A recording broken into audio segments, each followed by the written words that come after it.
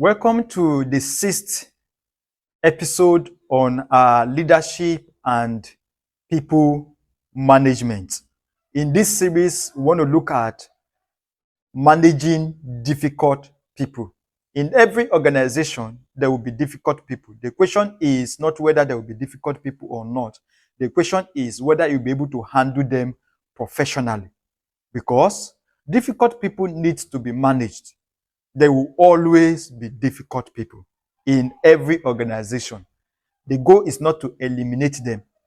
The goal is to manage them effectively. I will encourage you to eliminate them if it was possible. However, it is not practically possible for you to eliminate every difficult person in your organization.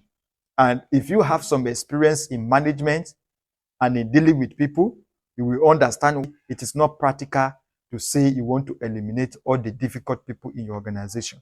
So in this video, I want to share with you how you should manage difficult people in your organization as an entrepreneur or as a manager or as an HR professional or as a team leader in your organization. Now, I know the tag difficult employee could mean different things to different people. So in order for us to be on the same page, the first thing I want to do in this video is to define what a difficult person really is in a workplace.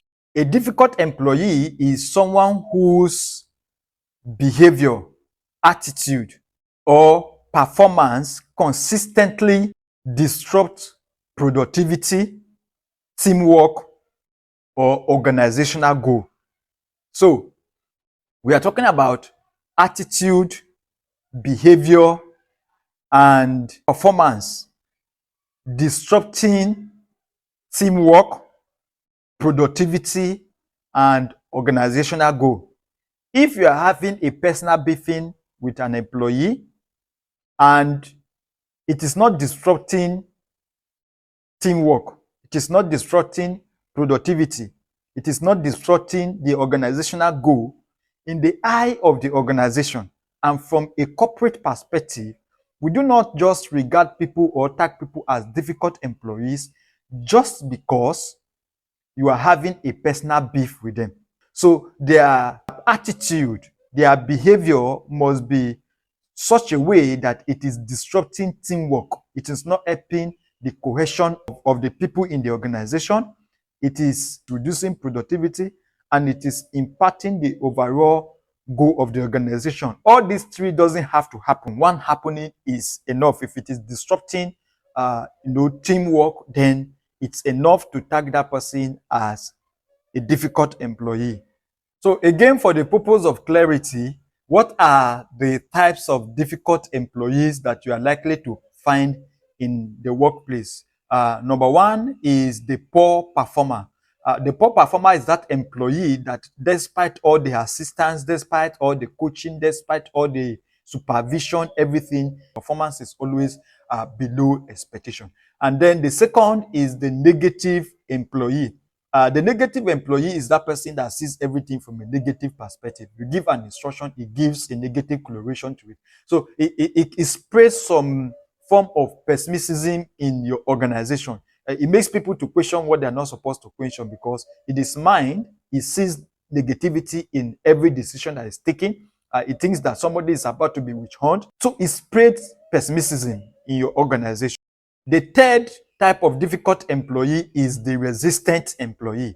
The resistant employee is that employee that resists every change and every new idea. He always wants things to remain the same the way they have always been. So anytime there is going to be a change, anytime there's going to be a transition, you are going to see that person is always resisting the change. Then the third type of difficult employees is they know it all.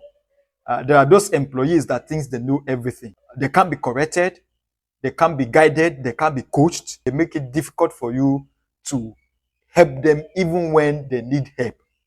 Then lastly, and probably the one we are all very familiar with, is the conflict creator. That employee that goes around creating conflict in the workplace. It frequently causes disagreement among employees or among team members, raises unnecessary objections and unnecessary arguments. After the meeting, he goes around meeting every other people, trying to convince them to believe in his own idea that have been initially rejected in the meeting.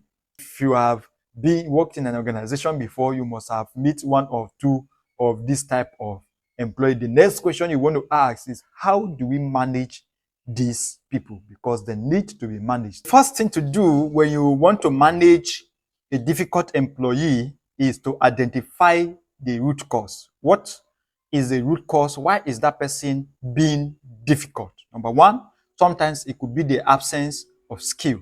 And when we talk about the absence of skill, it is broad. Interpersonal skill, communication skill, and the list goes on and on.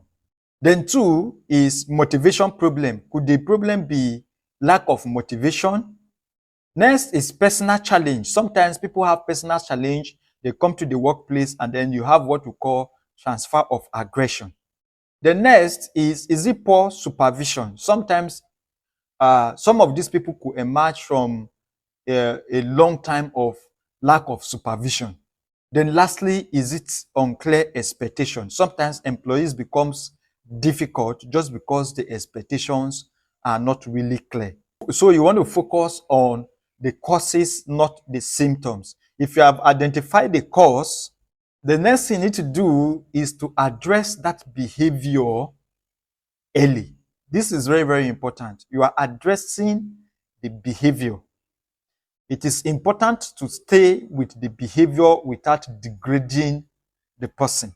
Because, like I said, during our last series on performance review on feedback, providing feedback, when you are providing a feedback and you are not focusing on the issue and you start focusing on the personality of the person to the point where you are degrading the personality of the person, people no longer listen to what you are saying. People can no longer hear you. So you want to make sure that you are addressing the behavior itself without degrading the person. More so, once you have identified the root cause, you know that every time the person acts, no matter how minute, no matter how small it is coming from that behavior. So it is important for you to address every small issue. This is a workplace. This is not a family house. There are things that you can ignore, but there are certain things that shouldn't be ignored. And those things that shouldn't be ignored are not necessarily big stuff. Every little stuff that you know are significant and are built on a certain pattern should be addressed. Consistency in addressing that behavior is very, very important. The next is documentation system. If you have tagged the person as a difficult employee, you need to open a docket on the person. And what do we mean here? You need to have a file where you are keeping track of your conversations, your interaction with the person, your discussion with the person, your plans, and everything you are doing with the person. You need to keep a track of it so that a time will come when you will need to provide to the person that docket. The person can go through that docket and can see for himself that consistently you have been consistent in trying to help the person get better, and the person is not getting better. To keep track of your discussions, your improvement plans, your warnings, and your follow-up meetings. Next thing is knowing when to escalate. This is very, very important.